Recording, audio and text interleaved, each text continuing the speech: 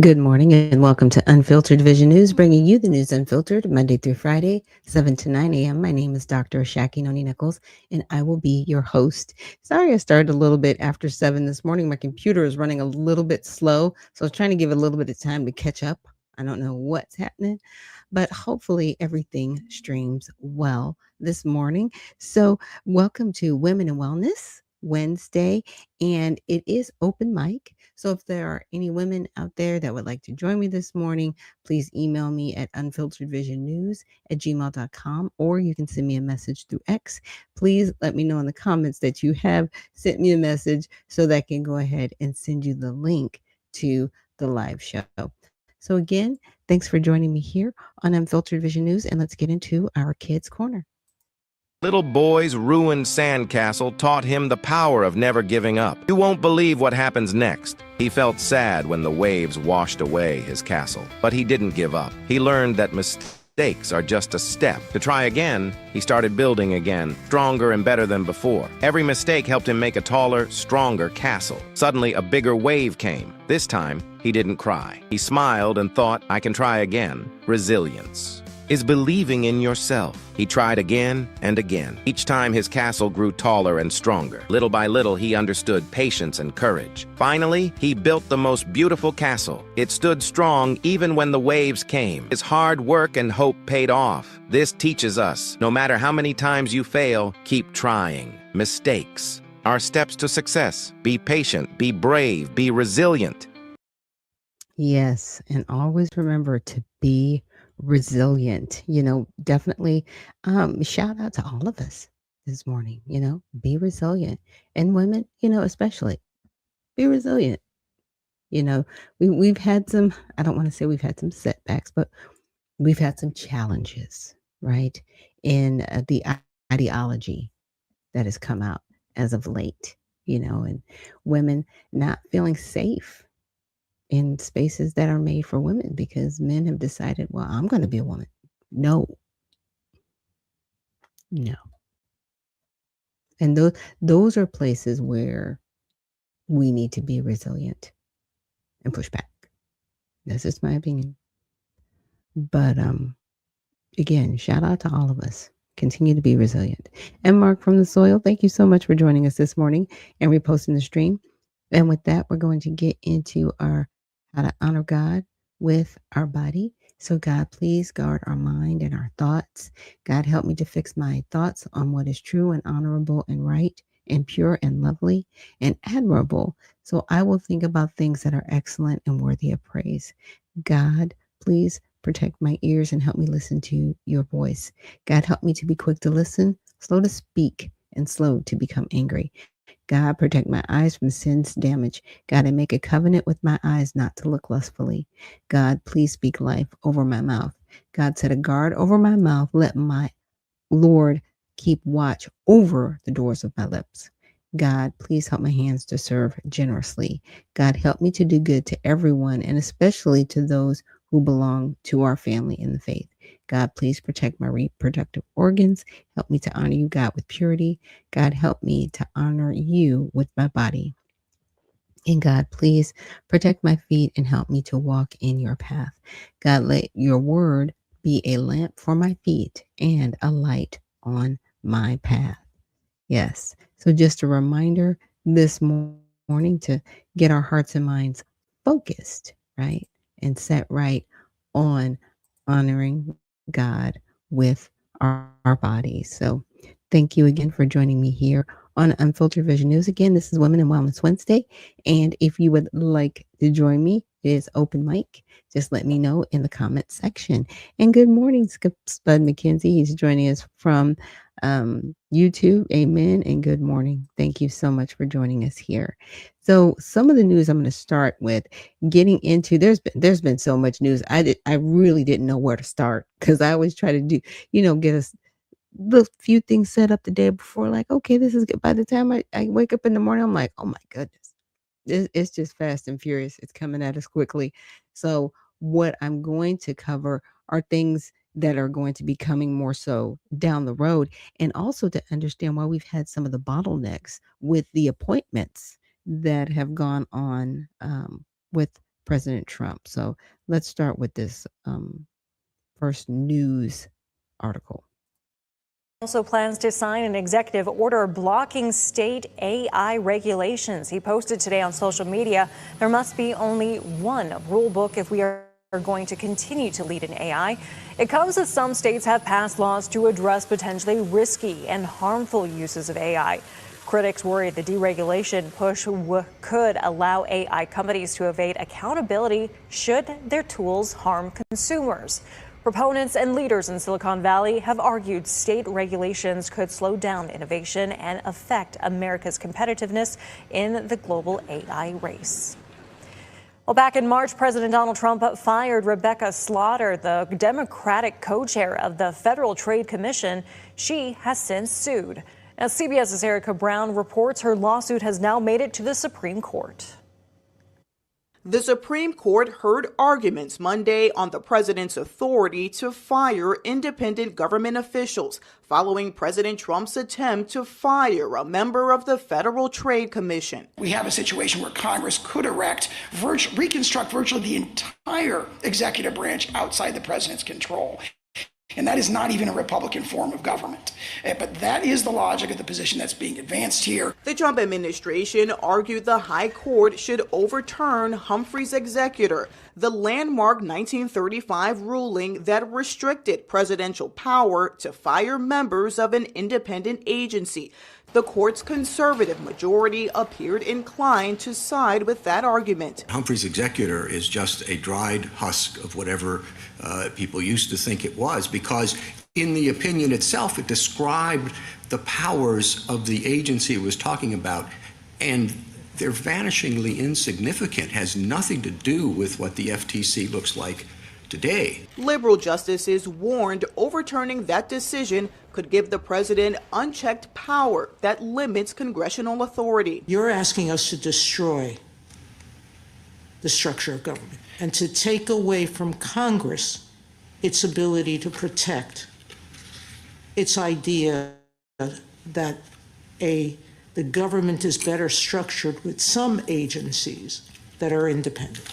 The attorney representing Commissioner Rebecca Slaughter argued siding with Trump could give the president powers that extend to other agencies such as the Federal Reserve. Conservative Justice Brett Kavanaugh appeared particularly concerned about political meddling with the central bank. The other side says that your position would undermine the independence of the Federal Reserve, and they have concerns about that, and I share those concerns. The court will hear another case in January to decide whether President Trump improperly fired Federal Reserve Governor Lisa Cook.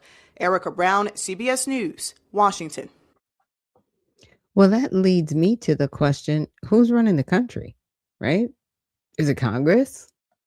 I know that the pecking order is legislature, executive, judicial. That's kind of their pecking order, right? The legislative is at the top. But these different bureaucratic agencies that have put in place, it seems like they've been given carte blanche to just do whatever they want to do. It's like, you can't tell me what to do, Mr. President. Like, what? You answer to somebody. And they're outside of his purview. So they don't even fall under the executive branch. That's the crazy part. They're outside of the executive branch. They're outside of the legislative branch. Our Constitution wasn't written this way. But these bureaucracies saying we need these agencies and safety nets to hold government accountable. Now we see when they talk about, in my opinion, the deep state, these are probably some of the people that we're talking about. So I had to look it up, but I was like, what's going on with this Humphrey's order? So, of course, went to Grok and I was like, okay, I'm asking the question, what are you doing here? And it says, the Supreme Court has long grappled with the balance of power between the executive and legislative branches, particularly regarding the president's authority to remove federal officials. Okay, the president, and this is the sticky part, because they don't fall under the executive branch. So they're not necessarily in his direct purview, like, okay, you're subordinate to me, right? You are my subordinate. It's weird. So this tension culminated in Humphrey's executive versus the United States, a unanimous 9-0 decision made in May 27, 1935, during the New Deal era under Franklin D. Roosevelt. And everybody would think, we'll get into the New Deal, but basically it's a bunch of socialism and it's how we got welfare. Short story. Outlaw Media says it seems the branches of government have been blurred, and Trump is trying to restructure and place clear line as the founding fathers wanted. Yeah, and they don't want that, because as long as they have these obligatory agencies, they can kind of, like I said, a carte blanche, do what they want to do. It's very interesting to me, especially to hear the justices, and you can tell which justices vote Democrat and which ones don't. And they need to be bipartisan, but they can't help themselves. They just really can't help themselves. It's bad. And user says FDR was buddies with Satan. Look, we need to find out if he was following what's that guy's name that wrote that book?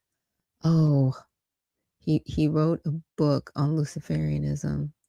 I can't think of his name right now. I can see his face, but I'll think of his name later. But yeah, it's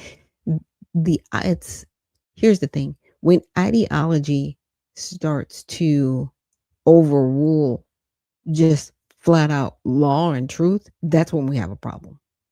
And I think that's where we're at right now. And those are the things that need to be sorted out within our federal government if we're going to actually have a republic. This is why Benjamin Franklin said it's a republic if we can keep it. Because the more people don't like the republic and they are more into communism and socialism, right? They will fight to dismantle the republic, because see, the republic gives freedom. And then those other ways that I talked about, socialism, right? Communism, those are slavery. And we see how they work in different parts of the world and why people from different parts of the world fight to get here. But the problem is they still have brought their mindset from over there to over here. And now here we are. Yeah. It's going to be interesting to see what happens. So the case, William Humphrey, Federal Trade Commissioner, appointed by President Herbert Hoover, refused to resign after President Roosevelt demanded it in 1933. Okay. Roosevelt fired him anyway, citing policy disagreements. This is kind of like right where we're at with Donald Trump. Humphrey's estate sued, arguing the firing violated the FTC Act of 1914, which limited presidential removals to cases of inefficiency, neglect of duty, or malfeasance of office, essentially for cause. So the ruling built on Myers versus United States 1926, where SCOTUS had struck down similar removal restrictions for a purely executive postmaster, affirming the president's broad removal power under Article 2 of the Constitution, right? The executive power shall be vested in a president, period. If he wants to fire somebody, he can fire. Just saying. Oh, and greetings, Dr. C. She says, greetings, founder. It's hump day. Yes, it is. SCOTUS. Okay, holding. Chief Justice Charles Evans Hughes wrote that Congress could impose for-cause protection for heads of independent agencies like the FTC, which perform quasi-legislative rulemaking and quasi-judicial education functions rather than purely executive ones. The court distinguished these from purely executive officers, allowing Congress to institute them from at-will presidential dismissal to ensure agency independence from political pressure. This created the framework for independent agencies, the FTC, the SEC, the FCC, and NLRB, whose leaders serve fixed terms and can't be fired at the president's whim, prompting stability in areas like antitrust enforcement and consumer protection. Now, we could go both ways, because if you have corrupt people, you're going to have corrupt agencies. People are imperfect and infallible, and we live in an environment, I think we always have been, where people are partisan. They are not nonpartisan. So if somebody's not doing their job, the president can't get rid of them. Yeah, that's the craziness of the ruling. So the decision was a win for the New Deal's expansion of administrative agencies, but has been criticized by conservatives as an unconstitutional erosion of unitary executive authority. The idea that the president must have full control over the executive branch. Either he controls the branch or he doesn't. And right now we're in it. I'm just saying, you can see it. Every time he turns around to do an executive order, they're like, nope, lawsuit. We don't like it. What? And the agencies come in, we don't like it either. Is he the president or not? Oh, he's only the president when he does what you want him to do. He's the president and he's in there because we want him to do what we, the people, want him to do. This is the problem with these agencies, in my opinion, because they are circumventing the will of the people, acting like we're protecting the people. No, you're not. You're protecting yourselves and your ideology and all the things you want to push on us. You were not elected by us. You're appointed by somebody else. Stop it. It should be a clean sweep. Clean sweep. Everybody that's in there for their terms, when the new president is in, all those people should have to go. Period. Pack your bags. So every 4 years, those positions should be turned over. Those people should not be in those positions for like 15, 20, 30 years. Why? These agencies need to be abolished because they are creating things outside of the executive branch that shouldn't be there. And everybody says, well, they're there for guardrails. They're there for... No, they're not. They've ballooned government into an atrocity that no longer looks like a republic. We have a republic. In my opinion, if you're not listed in the Constitution, y'all need to just pack it up, shut it down, so we can get the work done, because you're in the way of progress. So SCOTUS's evolving stance, chipping away at independence. SCOTUS's composition has shifted dramatically since 1935. Today, as of December 2025, it's a 6-3 conservative majority. Chief Justice John Roberts and Clarence Alito and Gorsuch, Kavanaugh, and Barrett. On the right, Justices Sotomayor, Kagan, and Jackson on the left.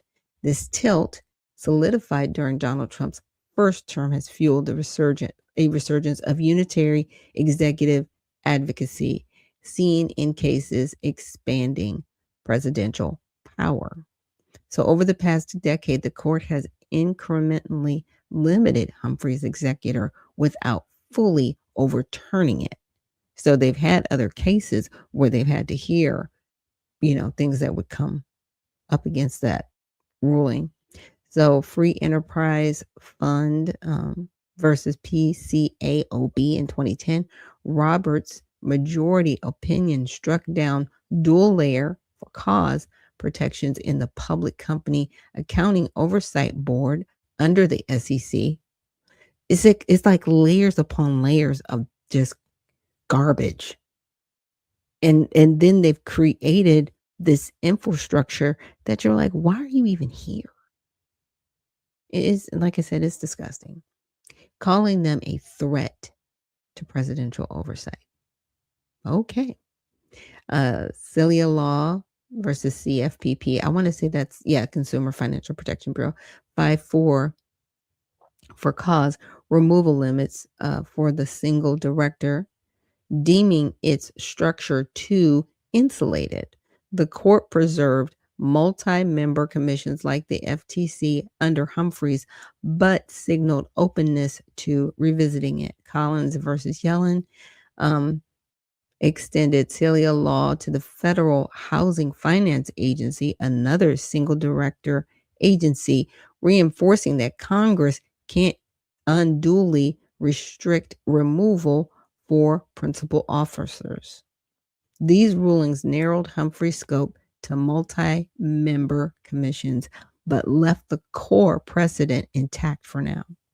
So House SCOTUS may overturn Humphrey's executive order 2025. The tipping point appears to be Trump versus Slaughter, argued before SCOTUS on December 8th, 2 days ago now. This case directly assaults Humphrey's executor and could lead to its overruling, dramatically expanding presidential firing power over independent agencies, right? So in early 2025, Slaughter refused to leave, arguing the FTC's Act for Cause provision upheld in Humphreys protected her.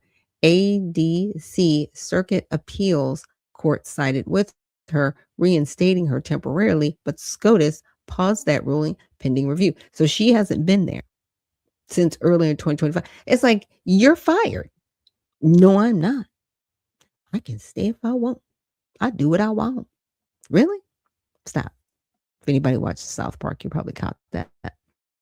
And good morning, Black Flag. He says, good morning, founder. Thank you so much. And good morning, Black America. So Trump's argument, Solicitor General D. John Sawyer urged the court to overrule Humphreys entirely, claiming Article 2 demands exclusive and illimitable presidential removal power for all executive officers. They portrayed the FTC as a headless fourth branch. And it is, because if the executive branch, the person that we put in office, cannot say, hey, other agencies over here, these aren't people that we want in office. We want to put somebody else in, and there's no oversight over them, and they can just run rogue. What are we doing? You can't just do that. That's part of the problem. It's crazy. So unaccountable to voters. Yeah, I don't know who this lady is. No, did anybody vote for her? No. And how long has she been there? Like, it raises so many questions, because until somebody's fired, you're like, well, why are you fired, and why are you fighting back? Like, why don't you just roll off into the sunset? Like, what are we doing? Get out. Obviously, you're not needed or wanted. I don't care. I don't care about your, if you're male or female. I don't care about the color of your skin. I don't care. If you were asked to leave, leave. Period. You fighting back to stay lets me know that there might be something nefarious going on, because we know we can't trust anybody in government, because they've shown that they can't be trusted. And I'm going to get into more of that in a little bit with the other videos I'm going to show. They can't be trusted. So you fighting back and not walking away lets me know you can't be trusted. You don't care. You can't be trusted.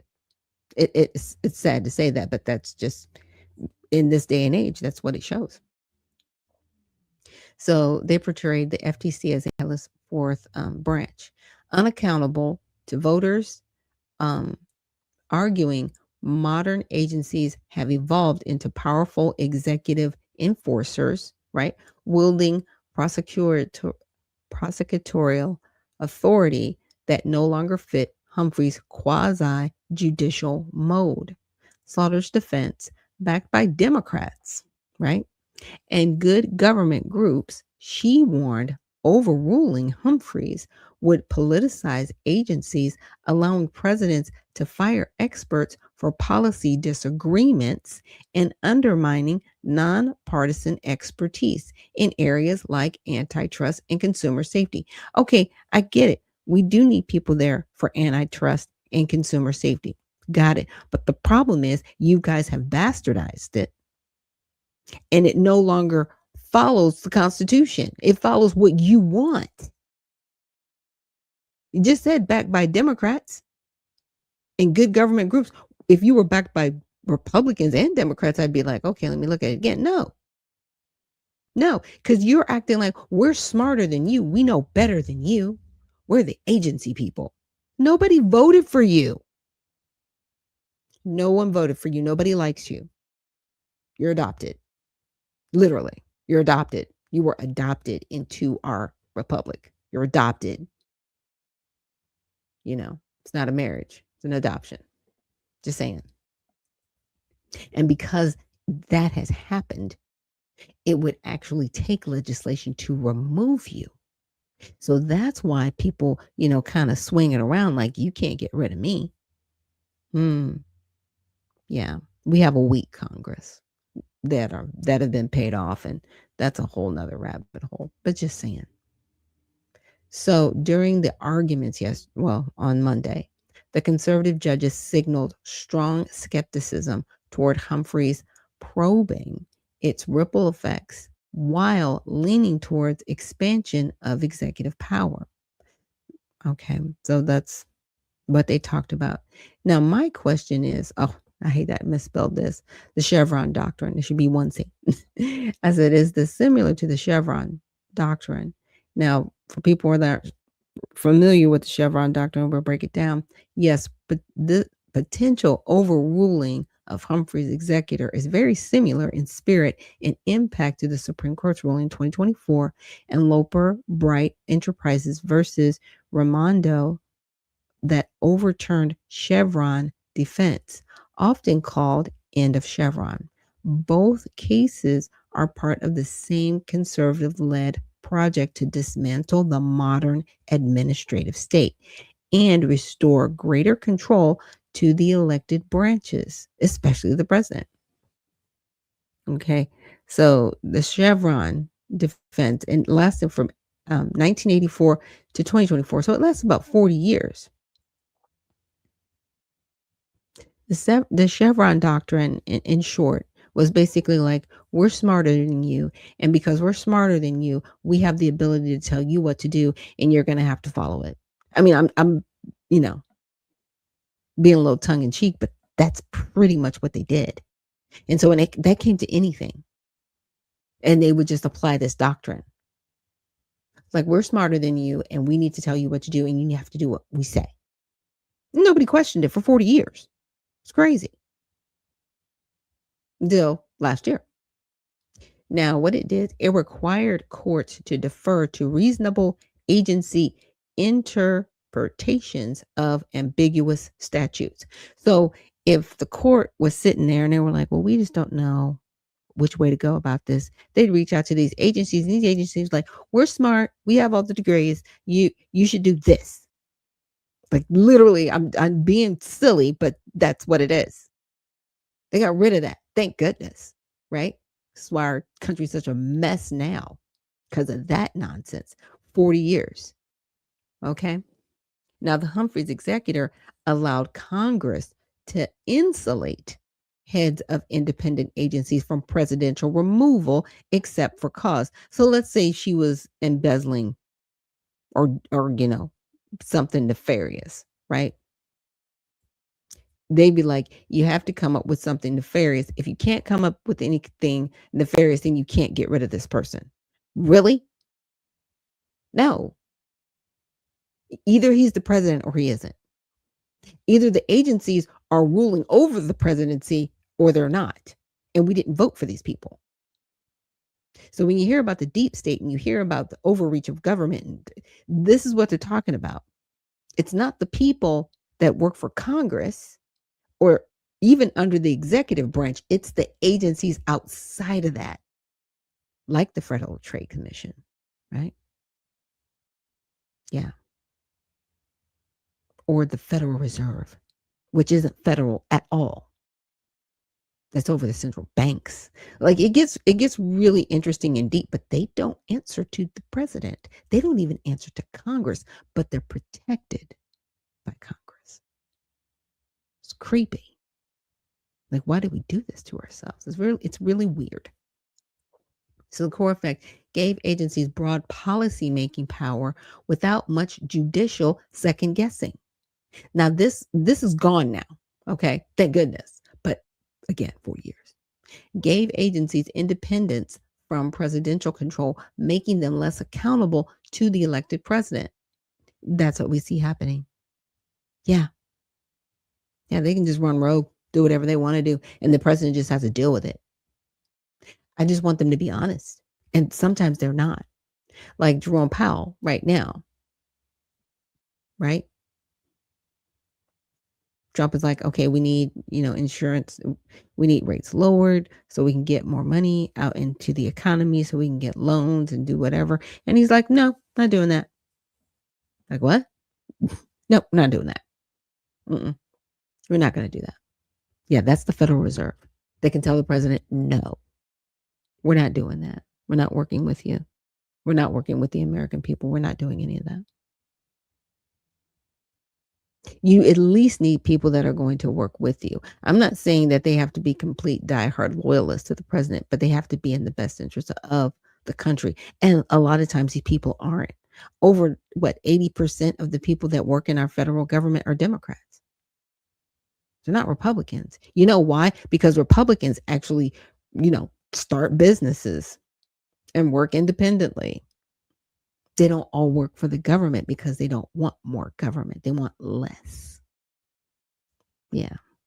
That's why you won't find a whole bunch of liberals and Republicans working for government. It's not because they don't want to, it's because they want less government.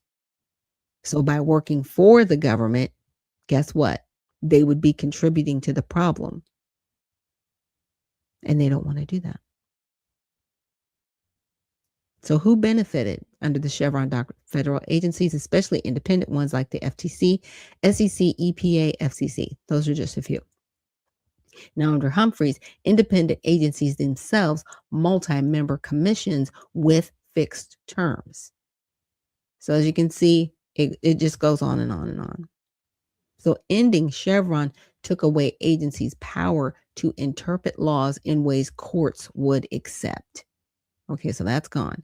Now, overturning Humphrey's executor would take away agencies' power to resist presidential control. Like I gave you the example of Jerome Powell. Now, let's just say the president's like, I want you to lower the interest rate. And Jerome Powell's like, no, I don't want it. And he's like, okay, well, can you work with me? Can we look at meeting in the middle? It's at 4%. Can we go down to 3.5 to do this? The back and forth. And Trump has been working with Jerome Powell to do that. But if Jerome Powell is shielded and knows I can tell the president no, and I can't get fired, right? And I don't have to work for the American people. I can just do what I want to do, carte blanche. I can just do what I want. And if I side with Congress, it'll be like, see, I sided with Congress. We know that there are people in the halls of Congress that hate America and want to destroy this country, even though they sit in there and say that they don't. Your actions speak louder than your words. Just saying. It's a mess right now that we're in. Thanks, Congress. Okay. And here we are. I'm not saying these people should be a lapdog. What I am saying is they should be obligated to work with the president. And if the president wants to put somebody in a position that's better than the person that's there now, or want somebody in there with a different view to do a job, they should have the ability to fire whoever is at that agency and put somebody else in there, period. It's real simple. Let's just keep it at business. But of course, she's a black woman, so we got to go straight to race and straight to, oh my gosh. Stop it. Stop that. Because is she intelligent or not? Yes, she great. Can we, the people, take a vote on it? Because we don't know who you are. We didn't know what you did until you got fired. Honestly, I didn't know who she was. Anybody else? And I don't care. I want the best person in there. And if the best person to have in there is not you, then let's find them. Let's get the job done. That's all I'm saying. It gets silly after a while with people just demanding to be somewhere based on those stupid things to protect agencies that are unconstitutional. It doesn't say anything about that in our Constitution, that we're supposed to protect agencies. We never had them. They weren't written in the Constitution. but Congress has adopted them again, adopted. So it would take an act of Congress to actually eliminate them. And with that, let's take a quick break. When we come back, we're going to get into some more of this news and, continue with Women in Wellness Wednesday. So I'll see you guys on the other side.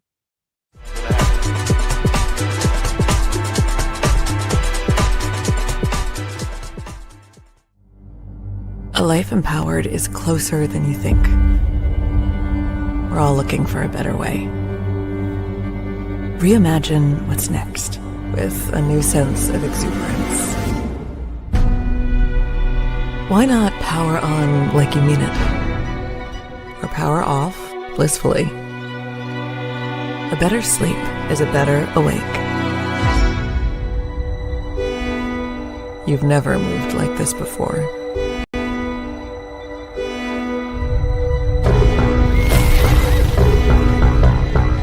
With the energy nature intended.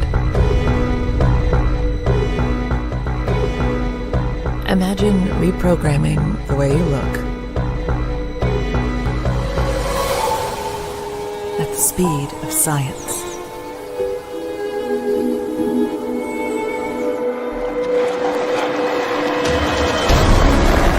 At longevity. At exhilaration. It's next level rejuvenation. Taking your well-being from the inside out and outside in. The light within is ready to ignite. Be the light. LifeWave.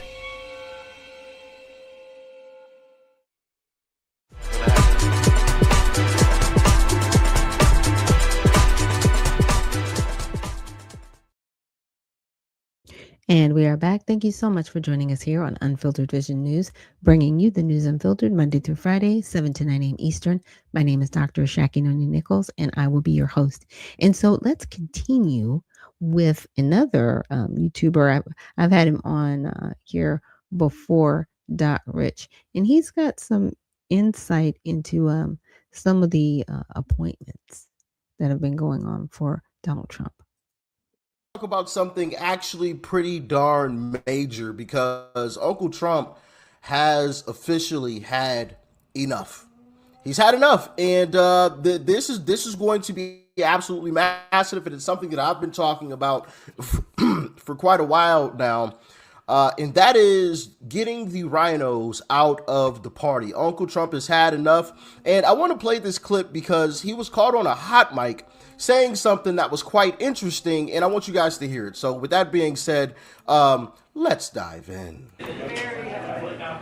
Hey, Jeff, you agree with me on blue stuff. You know I cannot appoint anybody. Huh? I can't appoint anybody. Everybody I've appointed, their time is expired. And then they're in default. And then we're losing cases because we just...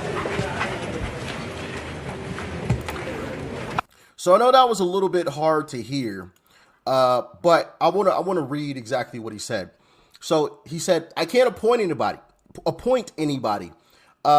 Everybody I've appointed has had their time expire, and then they're in default. Then we're losing." And he's talking about his appointments, one specifically being Alina Habba, and he's ranting on Senate Republicans dragging their feet or simply allowing Democrats to block his appointments. And, I talked about this the other day because I saw a report that John Thune had put forth a motion to push through a mass number of Trump appointees all at once rather than doing one by one by one by one. And it's like, bro, why didn't you do that months ago? Why wasn't this done?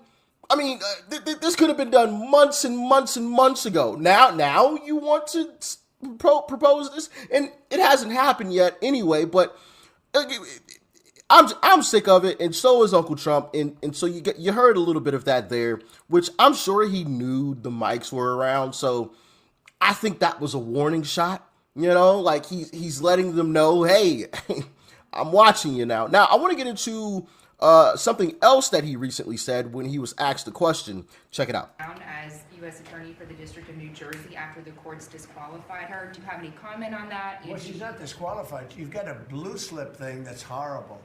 It's a horrible thing. It makes it impossible to appoint a judge or a U.S. attorney, and it's a shame. And the Republicans should be ashamed of themselves that they allow this to go on, because I can't appoint a U.S. attorney that's not a Democrat, because they put a block on it. So if you appoint in Virginia or in New Jersey or in California a U.S. attorney or a judge, I mean, a judge situation is ridiculous. The only people that you can get by are Democrats, because they will put a hold on it. If I put up George Washington and Abraham Lincoln to be U.S. attorney in New Jersey or to be U.S. attorney in Virginia, we have Democrat senators, they will not approve them. And this is a gentleman's agreement that's lasted for too long, and it doesn't make it, especially in light of what's going on today. It means you can't appoint a Republican U.S. attorney, and we don't play the same game with them, but they do. That's facts. And I hope that somebody speaks to Senator Grassley about doing something about the blue slip. So did you guys realize that? There's a gentleman's agreement basically saying that, like, the senators, so I live in Georgia, okay? We have 2 senators that are Democrat. And let's just say Donald Trump wants to appoint a U.S. attorney, right, to the state of Georgia, who's Republican. They have the right to refuse that appointment. Yeah. And it was a gentleman's agreement. That there should be no agreement, okay? Unless the person is just, unqualified for the position, they shouldn't have the position. And why should judges be Democrat or Republican? Like, what are we talking about? But now they've exposed the game through their hatred of this one man. I'm just telling you, TDS is real. I didn't think, I was like, look, it's real.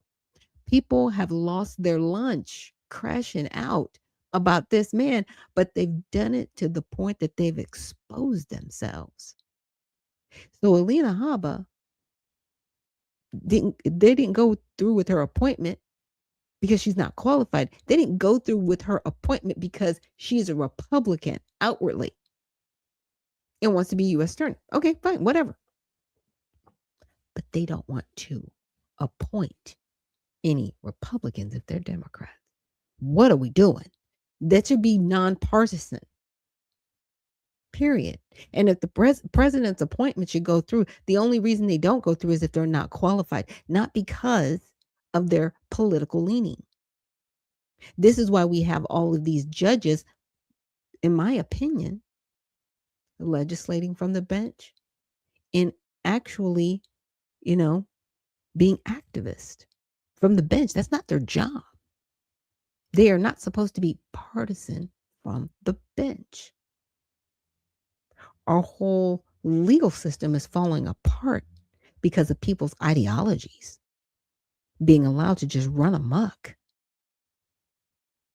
But again, I mean, it's stuff like this. This is why people get mad about politics and why they're just disgusted.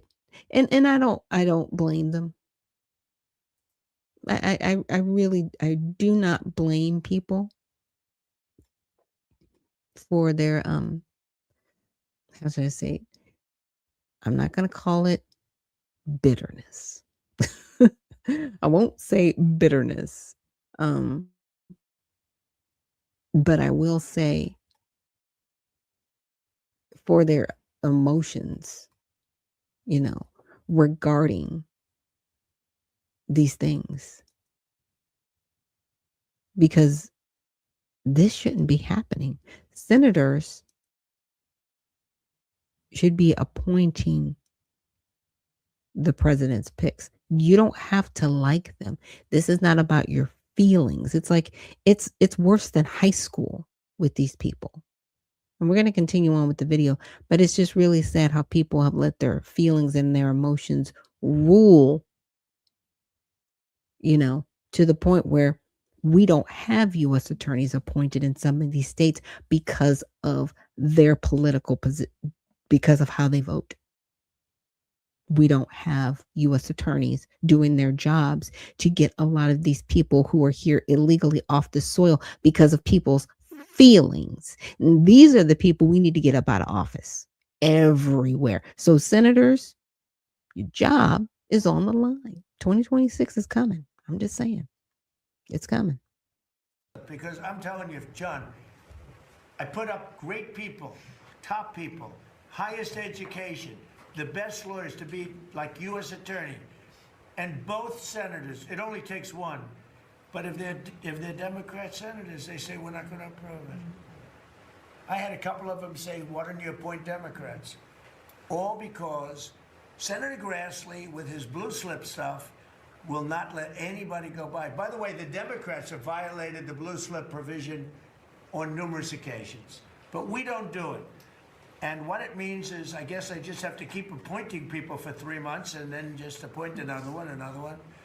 And it's a very sad situation. We're losing a lot of great people. We have about 7 U.S. attorneys who are not going to be able to keep their jobs much longer because of the blue slip. Because unless, I think I know why they did that, to protect their ass. Okay, that's why they did that. But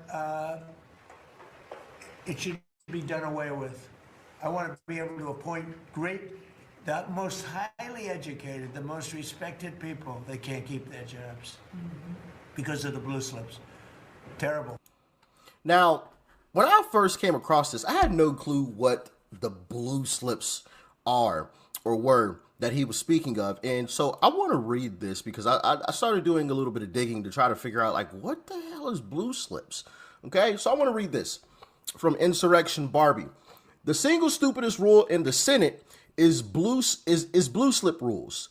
This archaic rule originated in 1917 as an advisory role that now serves to only allow for partisan time wasting.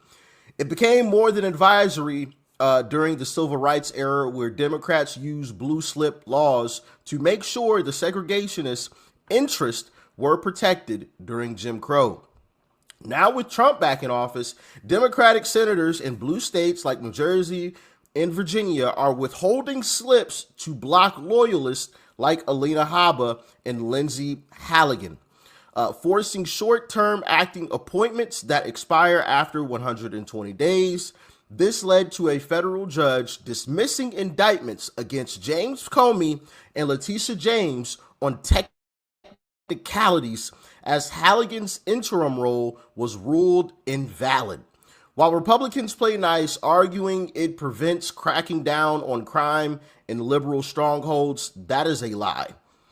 Biden was able to go around this to get circuit court judges and presidents can fire U.S. attorneys at will at the start of a new term. Why the hell are Republicans in the Senate allowing this to continue? The reason Letitia James and Comey will walk is because of these blue slip laws. It's insanity. So basically, a senator can withhold their blue slip and basically kind of block any of Trump's appointments in blue states. So he'll never be able to appoint anybody in any single blue state. And Chuck Grassley is the individual that can end this, but he won't. Yeah, Chuck Grassley, you are now, matter of fact, I want to see, what is Chuck Grassley's Liberty score? I think I can guess what it is, but is he not on here? I'm trying to pull up his Liberty score here, but it's looking like he's not even there. Wait, his name Charles? Yeah, there we go. I'm stupid for that. Oh, what do you know? He has an F. Are we shocked? Absolutely not. You know who else has an F though? The guy that I've been talking about for quite some time now. that I absolutely despise. What do you know? Leader of the Republican Party in the Senate with an F score, barely above 50%. Barely above 50. Despicable. Absolutely despicable.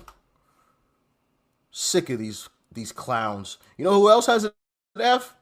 You know, Susan Collins, but it's probably going to be difficult to get rid of Susan Collins because she's from Maine. That one's going to be difficult. But Lisa Murkowski, Alaska, what are y'all doing? Alaska, come on now. Come on now, Alaska.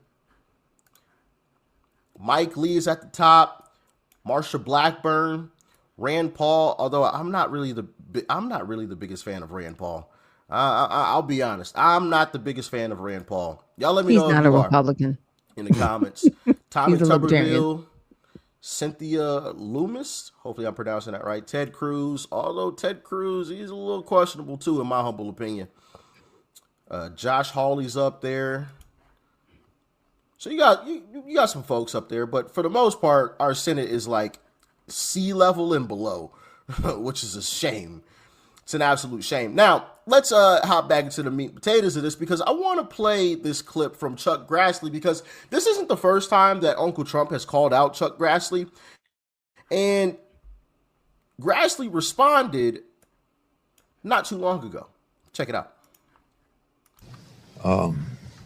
Last night, I was surprised to see President Trump on Truth Social go after me and Senate Republicans over what we call the blue slip.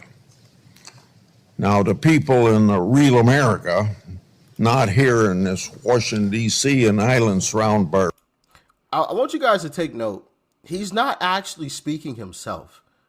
He's reading something off of a paper that his assistants probably prepared for him. So how many people want to think it's written by ChatGPT? I think it's written by ChatGPT with a human tone. Yeah, because he doesn't talk like that. He's very slow on his feet. He's not a quick thinker. Mr. Grassley has been in there forever. It's time for him to retire, as you can see. It's time to go, bro. But I really think, I don't even think an assistant wrote this. I think the assistant had ChatGPT write it, and they did some slight edits to make it sound human.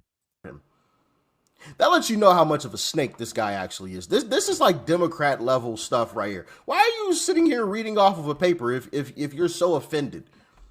Just talk. Why do you need to read that? Does anybody else find that weird? Why are you reading this? Now, the people in the real America, not here in this Washington, D.C. and island surrounded by reality, the people in real America don't care about what the blue slip is, but in fact it impacts in their states the district judges who serve their communities and the U.S. attorneys who ensure the law and order is enforced.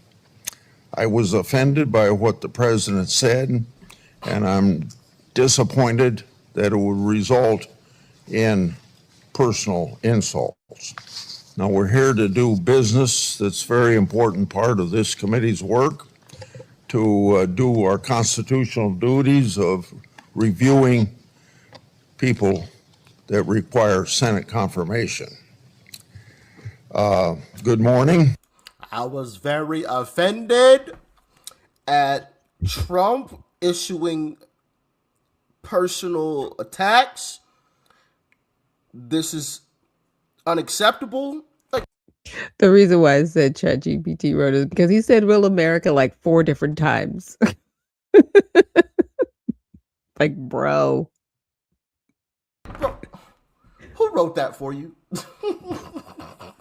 What a snake. What a useless, wasteless, pathetic sack of skin. You know, like, come on, bro.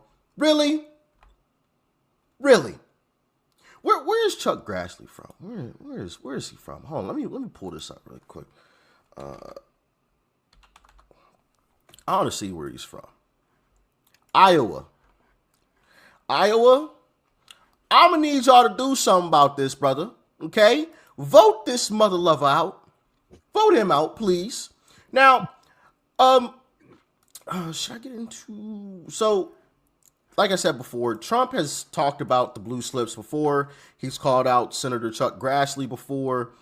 This is from August, back in August. I have a constitutional right to appoint judges and U.S. attorneys, but that right has been completely taken away from me in states that have just one Democrat United States senator. This is because of an old, outdated custom known as a blue slip that Senator Chuck Grassley of the great state of Iowa refuses to overturn, even though the Democrats, including Crooked Joe Biden twice, have done so on numerous occasions.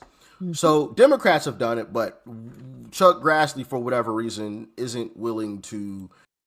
And what he's referring to is here's the deal. Just because those senators are like, no, we don't want it, they can use a nuke code is all I'm saying. They'd be like, you know what, we're overruling you, we're appointing this person, we're done. And that's it. That's all they have to do. That's all they have to do. But Grassley wants to sit there, butt hurt. Yeah, he's gonna call you out, bro. Really? Who do you think you're dealing with? You are not dealing with a nice person. Okay? Even MTG is like, he's mean, he's angry. He is a CEO. He will cuss you out at 9 and call you at 11:45 and say, well, we're going to lunch. And we'll talk to you about the forecasting that we're going to get into next quarter with a smile on his face as he's sipping whatever he's sipping on. I need y'all to get there. This man is not a politician. He does not care about your feelings. Like I said, he will cuss you out at 9 and go to lunch with you at noon. Y'all better get there. Do it. Now, I say Trump has had enough because Trump's chief of staff, Susie Wiles, I believe that's how you say her name, recently went on a show, and this is what she had to say. He's going to have a fun next year, but we're going to put him on the campaign trail too. Typically, just a little bit of campaign speak, if I may. Yeah. Typically, in the midterms, it's not about who's sitting at the White House. It's you localize the election, right, and you keep the federal officials out of it. We're actually going to turn that on its head. Good. And put him on the ballot, because so many of those low propensity voters are Trump voters. Yes, they are. And we saw a week ago Tuesday what happens when he's not on the ballot and not active. So I haven't quite broken it to him yet, but he's going to campaign like it's 2024 again. Oh. For all these people that he helps. He doesn't help everybody, but for those he does, he's a difference maker, and he's certainly a turnout machine. So the midterms will be very important to us. He'll work very hard to keep the majority. Yeah, we can't afford to have this stalled. No. And one of the things I keep telling people, and I'm sure we're going to talk politics. I got to talk this. I am so frustrated with all of the people that gave abundantly to organizations like ours and others over the last 4 years to make sure that we won. And our objective was threefold. We didn't just want the presidency. We wanted the House. We wanted the Senate. And we were very strategic on where we went, how we focused to get those moms out. And now it's like they're all sitting on their laurels and going, oh, we're good. I'm like, I don't think you realize how good we aren't. Yeah. And this with swipe of a pen and one election can change everything. And the majorities in both houses yes. are so small. Right. They are. This is a good Senate year for Republicans. Every 2 years is what it is for House members. So there's candidate recruitment. The president started raising money for the midterms the day after the election. Good. And he's sitting on a huge war chest to help these people. And he'll use it. And he'll use himself, and he'll use his money that he's raised, probably his money too, and nobody can outwork him. So there's every reason to be confident, but we have to actually get it done. Yeah. So yeah, not only is Trump calling them out publicly, but apparently he's going out on the campaign trail, and I can almost guarantee you that he's going to be campaigning for their primary opponents. 100%. It is coming. It is here, and it's about to be phenomenal next year watching it all happen, because boy, I cannot wait to get rid of people like John Thune. Actually, no, Chuck Grassley, he just won his election, so he's not up for re-election for quite a while, it seems. Let's see. I want to see who is up for re-election here soon. Okay. I'm going to stop it short right there. But you guys kind of get what's happening. And that's too intense. But Velas, thank you so much for joining us this morning. And April Showers and Uncle Coolwater, thank you for reposting the stream. And April Showers, thank you. She says, "Good morning, Black America." Good morning to you too. Yeah. So it's getting intense. And I wanted to bring up some of the nominations and appointments that have gone through as of December 1st. So we've got James Bishop of North Carolina, the United States Attorney for the Middle District of North Carolina, and that's a term of 4 years. We also have Megan Blair Benton of Missouri, who has been a United States District Judge for the Western District of Missouri, Christopher Michael DeBono of the District of Columbia to be an Associate Judge of the Superior Court of the District of Columbia, and that's a term of 15 years. Brian Charles Lee of Tennessee to be a U.S. District Judge for the Western District of Tennessee, and Justin Olson of Indiana to be a United States District Judge for the Southern District of Indiana. So with those where I don't see a term limit, I think they're just there until either they quit or they get there's another person appointed to that position. So this is why Obama was able to come in and he got rid of over 200 district judges. He just did it, just got them out and reappointed everybody he wanted. And they all got pushed through magically. Every single one of them. Republicans didn't stop him. Nope. Democrats definitely didn't stop him. Just saying. It's like, what? And Uncle Coolwater says the midterm is very important time for Black Americans, just as important as it was to get President Trump into office, to stop. I think I have to go up. It's a lot. Stop the invasion of our country. We must keep the Hill, which is the Senate seats, the House seats majority, because if these Democrats get the Hill, it will be a very difficult fight for President Trump to complete what would be in favor of foundational Black Americas on our soil. And you're not wrong, because we still have Democrats in office that want women in girls' bathrooms. They want open borders. They want, the 14th Amendment to be allowed, the whole, birthright citizenship thing, which is nowhere in our Constitution, by the way. It was something that was made up. It's a made up term. And they used it because of the Chinese national that they allowed to be a citizen and not be deported to China. He should have been deported along with his parents because they had overstayed, but they were Chinese nationals, so they were protected. But he was not a U.S. citizen because they were not U.S. citizens. Not one of them was naturalized as a citizen here in this country. So they were under the jurisdiction of China, not America. And we need to hold the line on that and not get all up in our feelings and get emotional and, oh, no, absolutely not. Absolutely not. So now this next video I'm going to go to, this is a whistleblower out of Minnesota. It's a little shocking what she has to say. And this, it's interesting, it has to do with the TSA. There's actually flying out of Minneapolis St. Paul International Airport. A former TSA agent speaks out about what she saw and what she calls an obvious connection to billions of dollars of fraud. Next.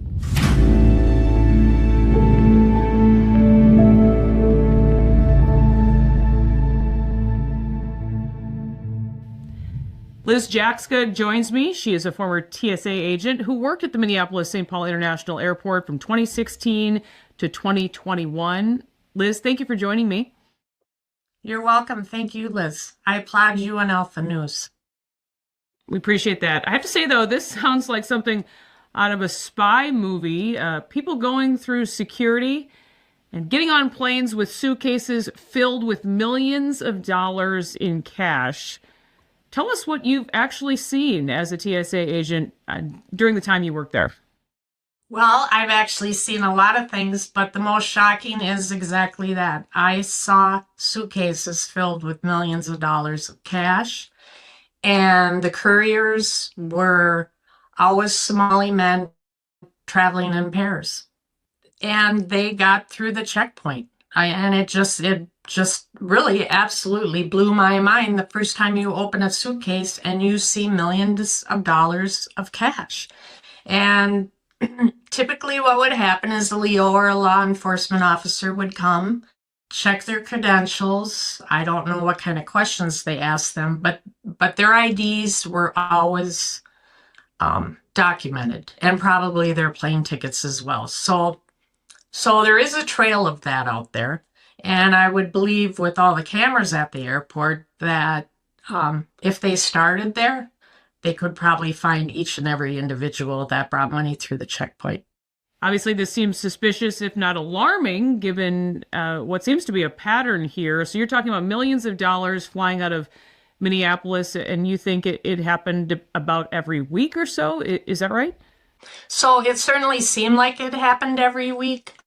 The suitcases came in, and it was always, the MO was always two Somalian men traveling in pairs. Sometimes they both had suitcases. And so the process was, as a TSA agent, we would pull the bag, and then we'd bring them to a private screening room. And we would open the suitcase and make sure that that's all it was stacks of cash. And a Leo would come and maybe question them and for sure take a picture. And Leo is an abbreviation for law enforcement officer. Of their identification, and I'm assuming their plane ticket. I'm not sure. So there is a trail out there. Between that, I mean, it has to be documented somewhere, and all the cameras in the airport, I would imagine if they'd like to find all this cash, they should start at the airport. Because in the 5 years I was there, I believe $1 billion went through the airport. $1 billion. As if this isn't troubling enough, Liz, it's not just money you watched leave MSP. Is that right? Yes, that is correct. There was another instance, again, a Somali man that had a carry-on luggage filled with brand new passports. And he was allowed to get through the checkpoint. So where he went with those passports is anybody's guess. This is really incredible to hear. So it sounds like you're raising alarms with your colleagues, but you have to wonder how many people knew about this. Where were they all back then?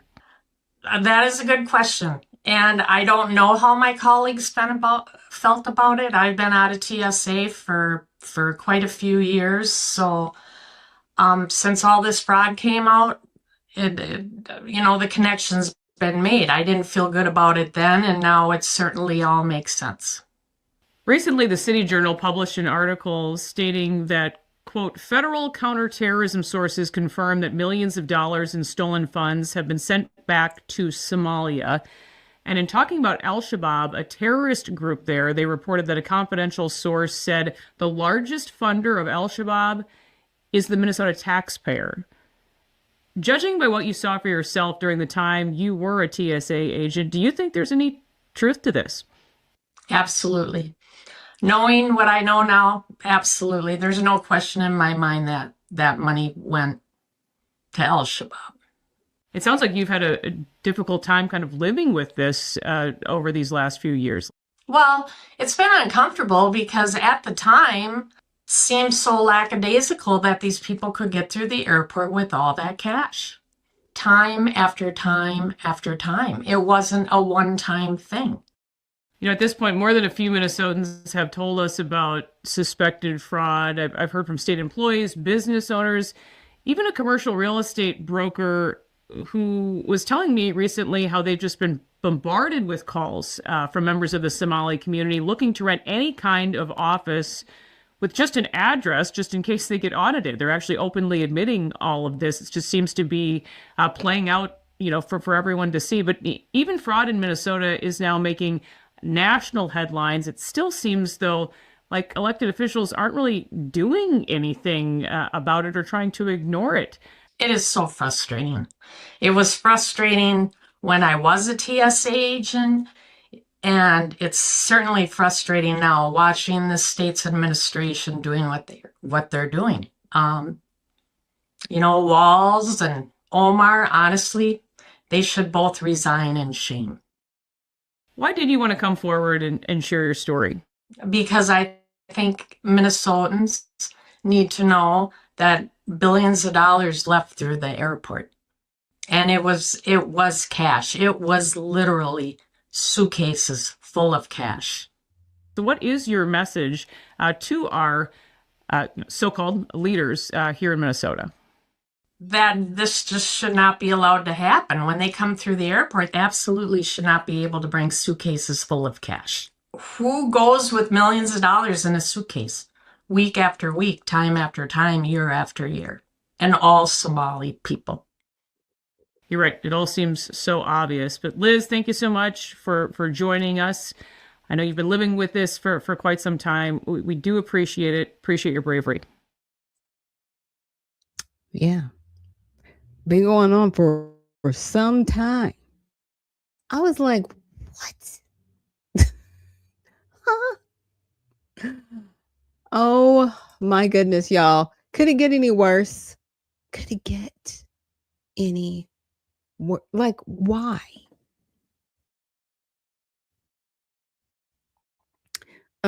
Okay, so I had to, I had that with Grok. Like, what? Huh?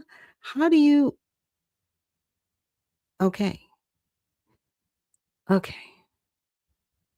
I'm trying to find the right one that I did. Okay.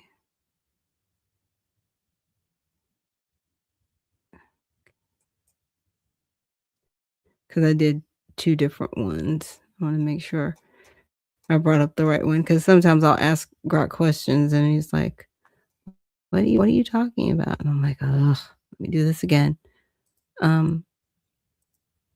So before I get into that, Uncle Coolwater says, so they probably had Somalians, TSA people, at the scanning checkpoint who just allowed the money to go through. You're going to be surprised at the response I got from Grok and just about traveling with money and passports, right? So, it breaks down the former TSA person. And it says the cash was always declared screened in private rooms to confirm it was just cash, right? And documented by law enforcement officers who checked the courier's IDs and tickets before allowing them to board international flights, often without further intervention, right? So it is just recounting, what she said. So, of course, it's like, how could this happen under the federal agency like TSA, right? Because they're supposed to, look for different things. But see, their job is like bombs and stuff and threats. Like, that's their job. Their job isn't this kind of crime, which is crazy, right? But I'm just telling you, I'm just trying to set this up for you.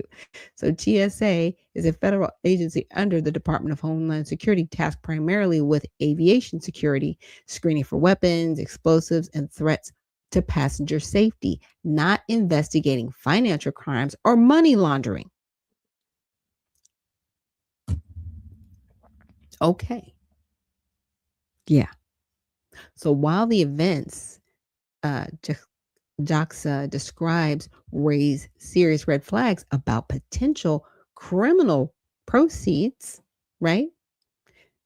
Maybe amongst the $250 million and all that stuff, they could occur due to a combination of legal, procedural, systemic, and cultural factors, right? Just like how Uncle Rock was saying, well, maybe there are Somali TSA people just allowing this to go through, but it was probably all the TSA people allowing them to go through. Because you got to remember who their governor is. And you have to remember when the TSA people are hired by local DHS entities, kind of like local FBI, they're going to hire the people that are in the area. Yeah. Those are the people that work at the airport. So cash transport is largely legal. Did y'all know this? I didn't know this. Maybe this is how the drug dealers have been getting away with, just running cash through the airport all these years. Because there's nothing else in there but cash. So that's okay. So U.S. law allows travelers to carry unlimited cash. Did y'all hear that? Unlimited on domestic or international flights, as long as amounts over $10,000 are declared to customs. So all they have to do is make sure customs knows, hey, it's just money. That's all we're taking. To prevent money laundering.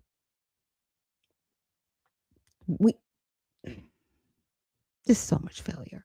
Okay, so TSA's job is to screen for security risk, not seize cash unless it's tied to immediate threats, right? Bundled in drugs. That's why they were saying it was just cash. So once declared and verified as cash, agents must allow it through. JAXA notes this exact process was followed with law enforcement, CBP, which is Customs Border Patrol, or airport police, notified for documentation, but not required to detain without probable cause. So if these were the same people running through millions of dollars at a time, they'd be like, oh, you're just the money guy. You're just going to Somalia with over $1 million. Nothing to see here. That's how it went down. So it wasn't wired. It was flown. It's disgusting. Nobody should be able to. What you are up to no good if you are carrying that kind of cash. Who does that? And it's been allowed. She was only there for 5 years. This has probably been going on since they were brought here. Hello, President Trump, are you listening? I hope you're watching Liz. You met her. Just disgusting. So hand over to other agencies. Suspicions are escalated to specialized entities like Customs and Border Protection, right? The FBI, IRS, for financial probes. In Jessica's account, IDs and tickets were logged, creating a trail via cameras and records, but no evidence suggests follow-up, arrest, or seizures occurred. This siloed structure where TSA hands off without ensuring action can lead to dropped balls, especially in high volume airports like MSP, handling 30 million passengers yearly. But they just let them go. Nothing to see here. We know you're from a very poor country, but there's nothing to see here. You bringing millions of dollars back to Somalia. Nothing to see here with the passports. And we'll get to that passport question here in a second. But systemic issues in federal agencies, understaffing, and over-focus on security, that's always an excuse, right? They want to pat you down for a bullet, but they're going to let somebody roll through for $1 million. Stop. Just disgusting. So potential cultural and political sensitivities. Oh, we can't talk about the Somalis, that might be racist. It's not racist. Okay. Y'all, the spotlight is on you because of the theft. And as you can see, even the lady brought up, she was like, I have friends in real estate where Somalis are en masse trying to get brick and mortar businesses, or at least addresses, right? Where they say they have somewhere that they're doing their businesses out of, because they know if they get audited and it's just coming to the mailbox at their house, they're going to be found out. So they're still committing crime. This is just,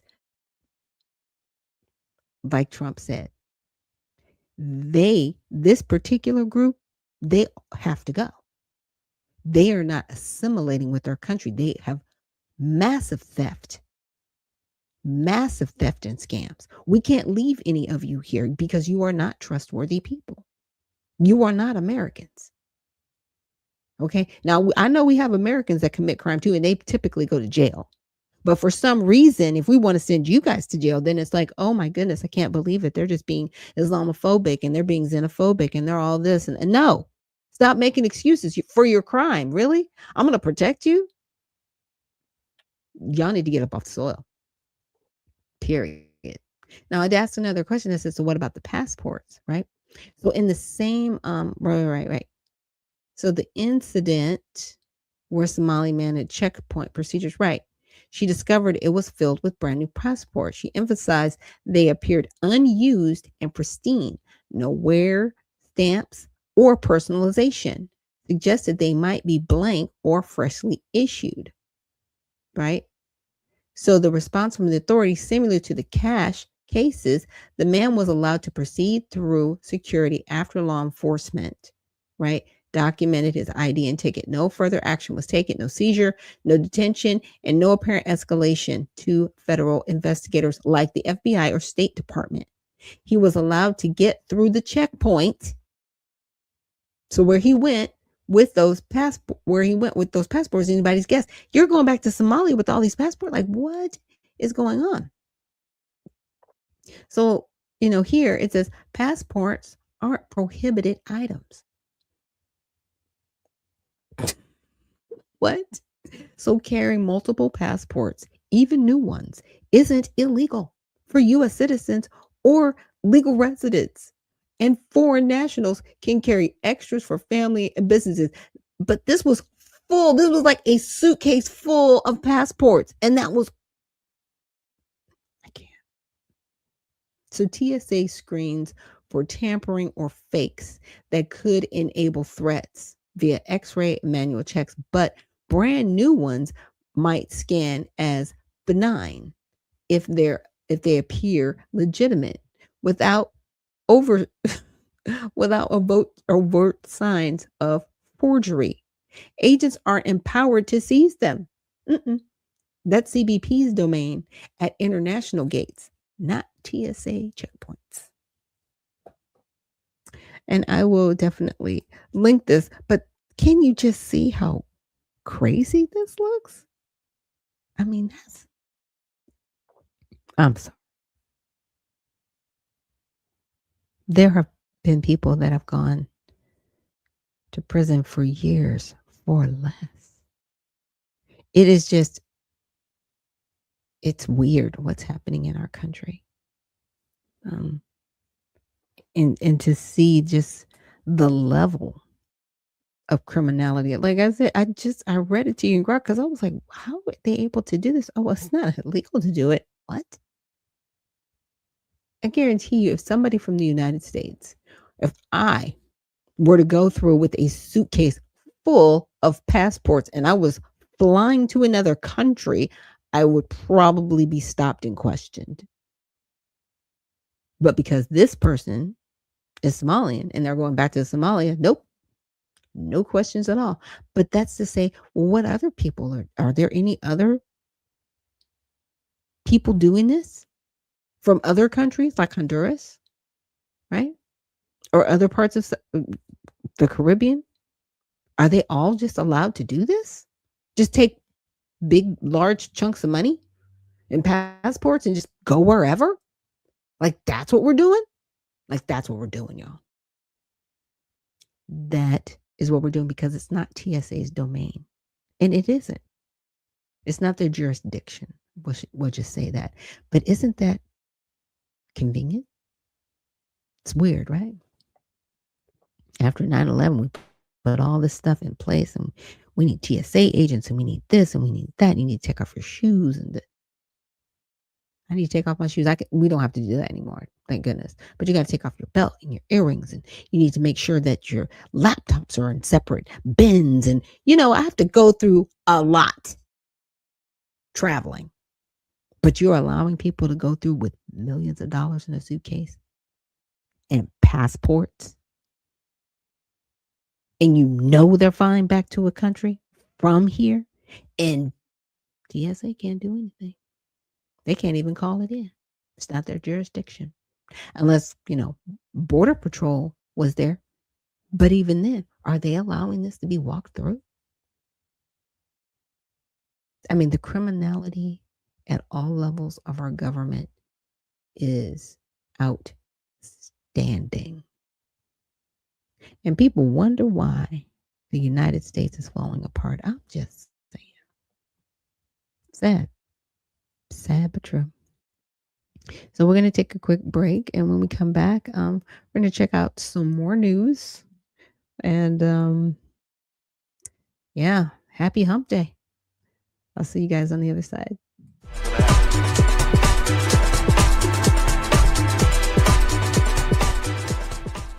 At All Sides, we believe at All Sides, we give bias ratings for hundreds of media outlets. By freeing people from filter bubbles and providing different perspectives, we can all be better equipped to understand the world and each other. So how do we do it?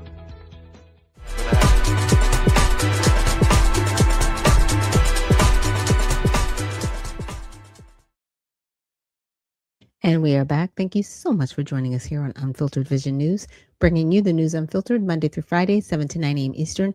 My name is Dr. Ashaki Noni Nichols, and I will be your host.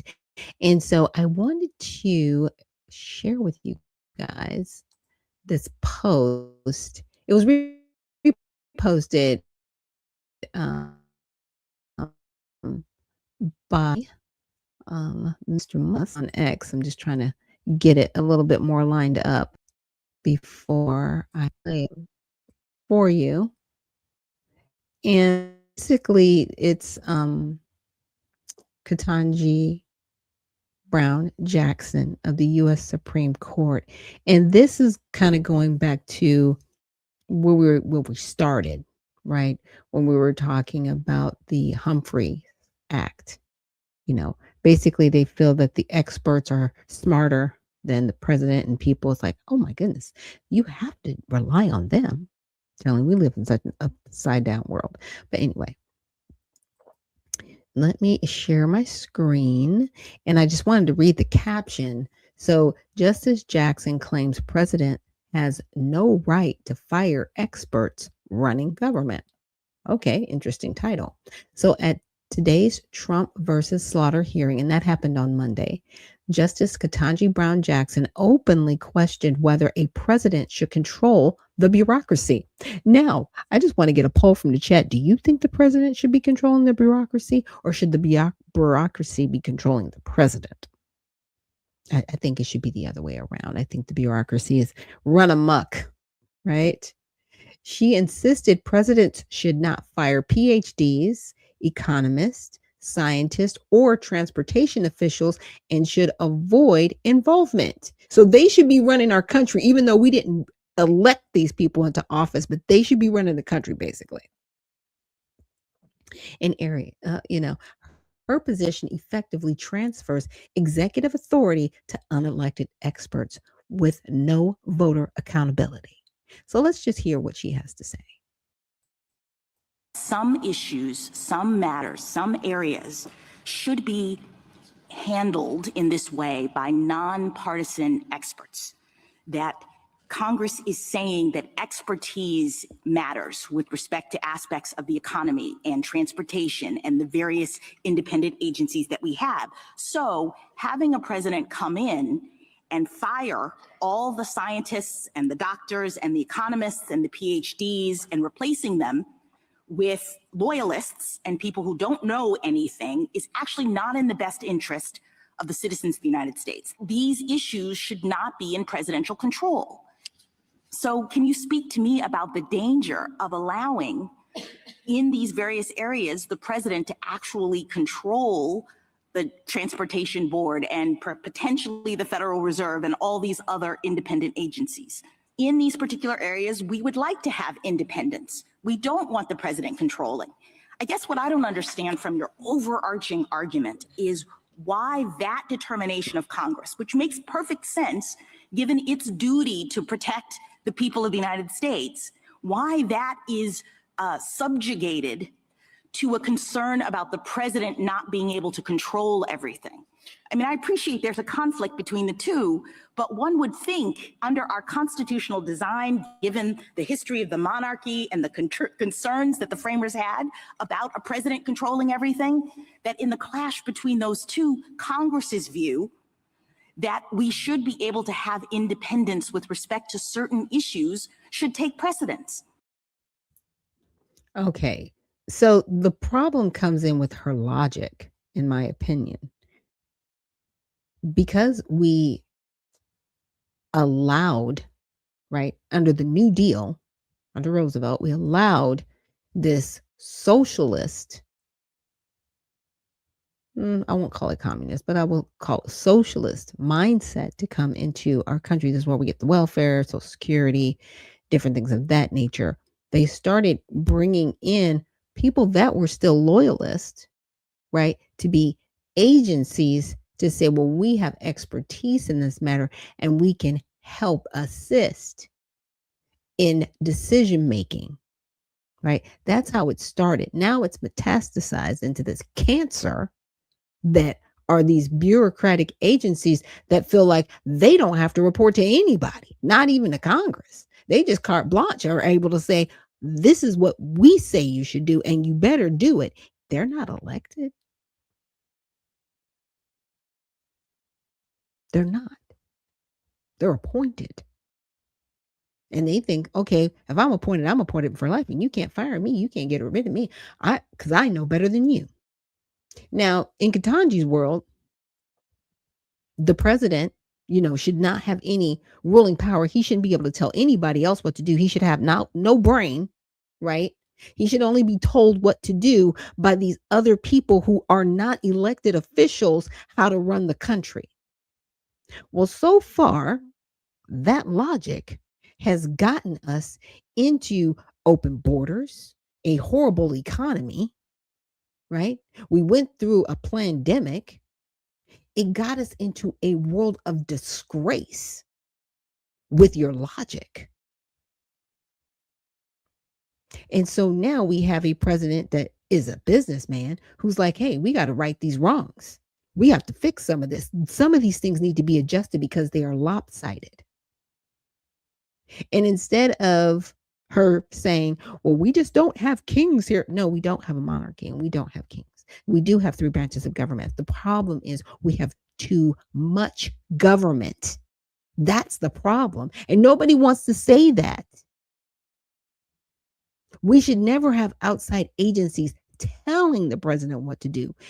If they want to have these agencies to be there as a buffer to say, hey, you may want to rethink this. I know you can make whatever decision you think is best, but you may want to rethink this. That's all their job is. But the problem is they are like, no, what I say is law, mandate, and you have to do it. If you go against it, we're going to take you to court. That's where we've been. And this is what people don't want. They don't want this. They do not want unelected officials in office. And we have a person who is a Supreme Court justice backing the agent. You heard her. She's like, we have all these people here for a reason because they're smart. They're stupid. They're the dumbest people on the planet. I'm going to say it like it is. They're stupid. You know why? Because they're not perfect. They don't know everything. I don't care how many degrees they have. We are all equal. We are all in this cesspool together. Yep. Now, you may think differently on certain things. You may have more knowledge in other areas. That doesn't make you wise if you really haven't applied the knowledge to gain wisdom. And see, people that are wise don't abuse their authority. That's why I call them stupid. Because they are constantly abusing the authority that they've been given. And they want to use it for the interest not only of themselves, but of other people who don't care about this country. It is very, very fascinating. Oh, we have a guest that wants to come to the stage for Women in Wellness Wednesday, and she's been on our show before. Consuelo, let me bring her up. Hey, thanks for joining me. All right. Look, I'm going in. Yes, as you should, because this is to me a part of the coup d'etat of our federal government. I've been saying that how the Democrats are coming in, right, and attempting to control everything that the president does. as if he doesn't have a right executive powers to do certain things. And the other thing I don't think people understand is that African Development Foundation is one of those independent agencies. ADF. Oh, okay, gotcha. They want our money.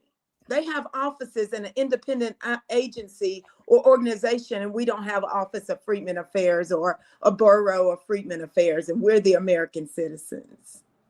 Wow. On our soil. On our using soil. using our dollars to do it. Like, To that should develop infuriate the people. different countries of Africa. What? That's Why? what it's there for. Why are we even doing that? And see, that's the kind of stuff that we should collectively be like, okay, President Trump, you need to shut this down, you need to end this. But there would be an uproar, there would be. And then it'd be a court case. And then everybody be running and gunning, trying to save another country that's siphoning money out of our country. Yes. And that's our resources. That's our capital. That's a part of our what I say, our $1 trillion that we go contribute to this economy. Wow. Okay, y'all, the ADF, we need to call the White House, because I gave out the number to the White House the other day. I was like, call them and tell them you don't like any of this stuff. Email. Right. And the other thing I think is important is that they're with the whole immigration piece, right? They're doing an immigration moratorium. And that goes into our 14th Amendment, right? And the birthright citizenship. You just start cutting everything off, because at this point in time, we have to get back into our Americanness, because we've been infiltrated. Yes. Yeah, we have, like I showed that table, with the Chevron doctrine, and it started in 1984. Curiously enough, I always think of the book 1984 by George Orwell, in that dystopian future, right? And it was kind of telling how it ended after 40 years of all of the dismantlement that it put forth to literally destroy our republic from within, using these agencies. So it was interesting to just hear Ketanji say what she said. I was like, are you serious? Are you for real right now? You're like, we should have agencies telling them, no, that's not in the Constitution. They're going to contest that her appointment is not correct because of the auto pen. I know, like, there's so many things on the chopping block, and I know, and a lot of people, they're just like, no, it's Constitution. No, it's not. Yeah. No, it's not, because he can't be Dr. Evil on Thursday and inept on Tuesday. Well, not also, they're talking about he's removing PhDs and engineers, but I've seen him place PhDs. Dr. Oz is very well known. He is. Right. And he is a PhD. He's a medical doctor, PhD, like a full doctor, like had patients, not he was like a Dr. practicing Fauci. doctor. Not like Dr. Fauci, that had a medical doctor degree and never had a patient. Just saying. Right. So it's really wild to me, but we're, I know it's everything seems kind of, on the downward spiral with our government right now, but I am happy to have the Trump administration in office, doing exactly what they said they were going to do, clean the deep state. You were talking about it. Yeah. That's happening. And that's the fourth branch of government. A hit dog will holler, and they are hollering. Okay. Loudly, and we hear it, and it's almost like, are you trying to get us to be sympathetic with you? Because we're not. Right. You've been abusing the American people for years, for decades, going on into over a century, and now you want our sympathy, you want our assistance? Like, absolutely not. Yes, and the fact that you're highlighting that we need to vote certain people out midterms, we need to get them out of office. They've been there long enough. And they're just taking this country into a downward spiral. It's not going to prosper as long as we keep voting for those same beings that have put us in this situation anyway, So, and then them creating this fake fourth branch of government. Yeah. But I'm that's like, wait a minute. We know about they say what the media is really the additional part of government. But at the end of the day, they've created this whole enclave within our government to dictate to the president which is a part Right. of their coup d'etat. That's the way I Right. see it. Right. Because you've got the Federal Trade Commission, right? You've got the Federal Reserve. That's not federal, by the way. And it's so weird because obviously they use that name federal so people would think, oh, it's a part of government. It's not. All they are is an agency. But like I said, they're adopted. And that's the problem. They're not they're not executive order like USAID. USAID was an executive order. And I'm surprised they're still around with the 200 people that they have. But now the state, Secretary of State Marco Rubio has them under control. So he's like, you report to me. You have to tell me every single thing you're doing. You have to report to Congress. You know what I'm saying? Now there's a reporting structure. But all these other agencies, they were adopted, which means it would take an act of Congress to eliminate them and say, you are no longer in existence. Your people, you have no more budget. You have nothing. Now, how do you think Congress would ever do that? No. Well, even with the United States Postal Service, that's an independent agency, as well as the CIA. Yeah, they are. And they were adopted again into what we have into America. It would take an act of Congress to eliminate them. And there's just so many people that have their hooks into our members of Congress, House and Senate, that it's really going to take young people, in my opinion, people that are in their late 20s, mid 30s to start winning these seats. And hopefully they're not with all of this ideology, and they're just focused on really the Constitution and saving the country, because the social contagion of, the whole LGBTQ community and wanting to, insert men and women's spaces and all that stuff, we still have to deal with all of that, right? Deal with them wanting, to have racial, I don't know, sympathy, it's weird. It's like you're doing something in the bedroom. How did we get to civil rights? It's very crazy. Right. So we have that part, but then we have the financial aspect that's out of control. This whole thing in Somalia, you got to tell me how you feeling about it. How you feeling? Well, the whole thing with Somalia is, to me, again, how they've set up things to funnel money, right? It is a way to make sure that they are supporting their country on our soil with our money. So there's a lot going on with Somalia, and that the fact that they are, again, foreigners, right, that have come to our country, and they have propelled them over the Americans, us, the freedmen. Yeah. Right. And the whole thing about, taking money through the airport, I was like, you can take over $10,000 through the airport and nobody's going to say anything as long as it's just dollars and passports and nobody's going to say anything. That's weird, because even when I was in the airline industry, you had a lot of money. There's going to be questions with customs, especially. Right. Well, they took them to the side. And that was the thing, because I ran it through ChatGPT. I'm like, what's going on? And it was like, as long as everything clears through customs, you can travel with the money.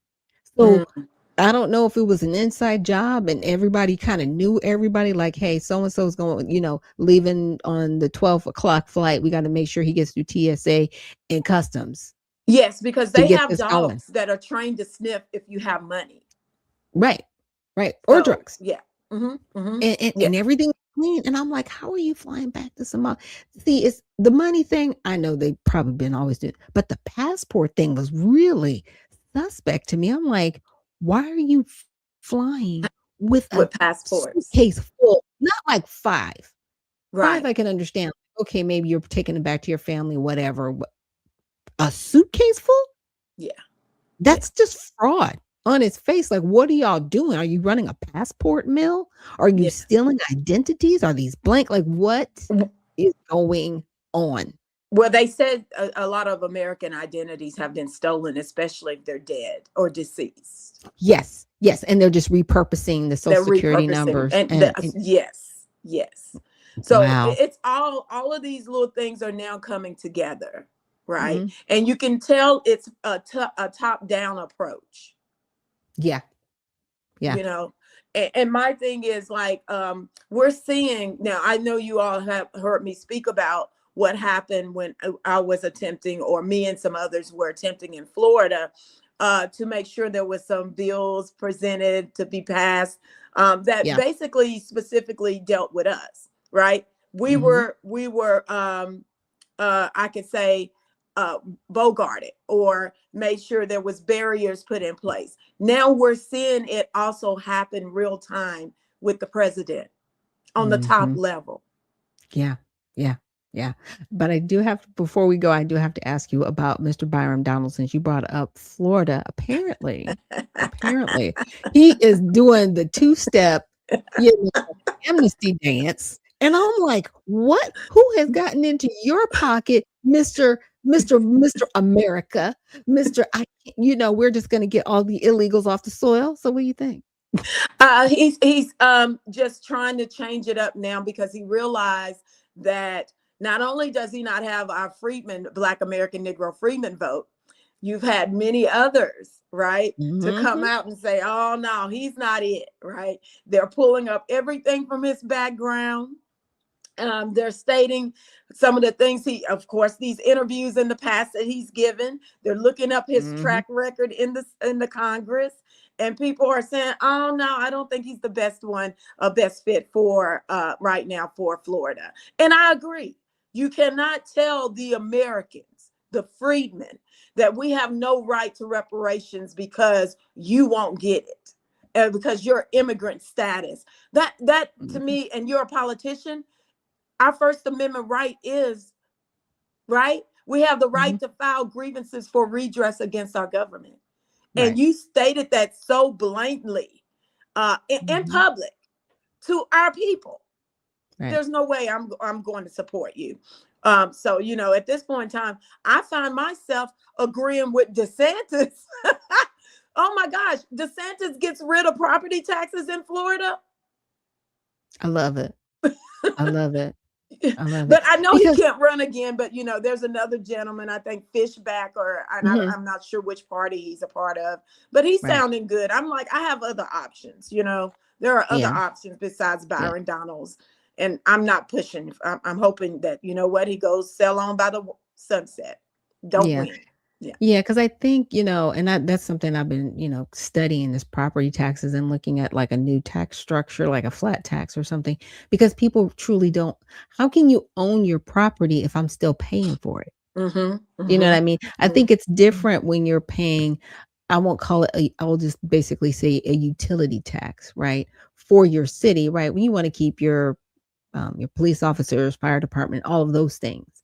But I think because of the greed that we've had at the municipal level, they've really gotten fat off of property taxes, right?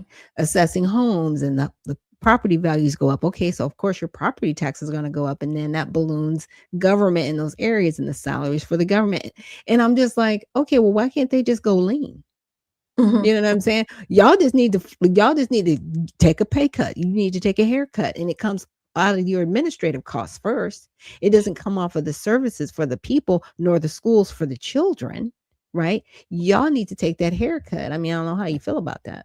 No, there's so many other ways they could generate revenue that people probably would be okay with besides the property taxes, right? That's an extra burden on people especially after you paid for your home, right? And it's supposed to be yours, deed cleared. The other thing, you have all these states with lotteries. So where is that money going? It's not going where it's supposed to. Right. Okay, so that's another way they're I'm just generating money, right? And then you have all of these corporations that come to these states that don't have state income tax, like Florida, like Tennessee. Why are you giving them tax breaks for 10 years? Right.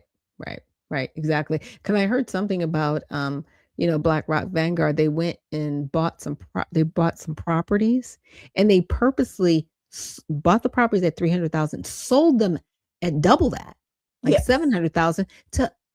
I was like, why are you trying to price people out? Like, what is wrong with you? They do that. I remember being in Atlanta and that happening, because that was a way to gentrify. Because the Black Americans in these areas, that they go build these $1 million home, supposedly, the property taxes are going to go up. So then those that have been living in those neighborhoods forever can't afford the property taxes. So then they're losing their property. Yeah. It's disgraceful what's happening all over the country. I'm like, really? And then we're importing all these other people in. Like we got problems, but they're fixable. That's the thing. They are fixable. Depending on who you have in office. Yes. So that takes us all the way back to we can no longer sit on the couch. We have to get up and get outside. And we need good representation. So we need good people to run for office. And you know what, Dr. Shaq, I do believe we have these good people out here. We do. And this is the time they might not, because they might be disenfranchised in some ways with this government or with our government, state, local, even federal, because of what has happened, that they may be a little blinded in how they can't see how they are it, and they can come in and make the change happen. Because this is what it's all about. It's about change. We're going through it right now with this administration. And I know the propaganda keeps people in a space, but at least we know this administration is trying to right the ship for Americans.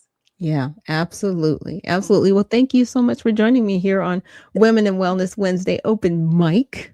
I appreciate you inviting me. As usual, thank you so much. And I'd love to come back. You just let me know. Okay, absolutely. Thank you so much. All right. Bye-bye. All right. And that was, I want to say Dr. Harriet, and she is on X, and I will make sure to give her a shout out and a thank you for joining us here on Unfiltered Vision News for Women in Wellness Wednesday. And so with that, we're going to get out of here. But thank you guys so much for joining me here on Women in Wellness Wednesday. Tomorrow is going to be Mighty Men Thursday, and we do have a special guest. So looking forward to having him on to discuss some of the ventures that he's involved in. And remember, stay well, stay focused, and stay unfiltered. We'll see you in the next one.